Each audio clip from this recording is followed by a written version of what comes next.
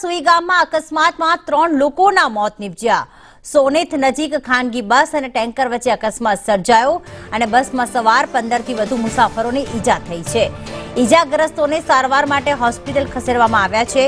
Wrong સાઈડમાં આવતા ટેન્કરે બસને ટક્કર મારી હતી। જામનગરથી રાજસ્થાન જઈ રહી હતી આ લક્ઝરી બસ અને પોલીસે અકસ્માતને લઈને વધુ તપાસ હાથ ધરી છે। સુઈગામના સોનેત ગામ નજીકની આ ઘટના કે જ્યાં ભારતમાલા ઉપર લક્ઝરી બસ અને ટેન્કર વચ્ચે ગમખ્વાર અકસ્માત। ધવલ જોશી જોડાઈ ગયા છે। ધવલ, કઈ રીતે આખી અકસ્માતની ઘટના ઘટી? પ્રીતિ, વાત કરવામાં આવે તો સુઈગામના નજીક ભારતમાલા ઉપર અકસ્માત સર્જાયો છે। લક્ઝરી બસ અને ટેન્કર વચ્ચેનો અકસ્માત છે। મોડી રાત્રે ભારતમાલા હાઈવે પર લક્ઝરી બસ અને ટેન્કર જઈ રહ્યું હતું તે દરમિયાન બંને વચ્ચે ટક્કર થઈ જતા સમગ્ર અકસ્માતની ઘટના છે તે સામે આવી છે। મહત્વની વાત છે કે અકસ્માતમાં 3 લોકોના કમકમાટી મોત નીપજ્યા છે।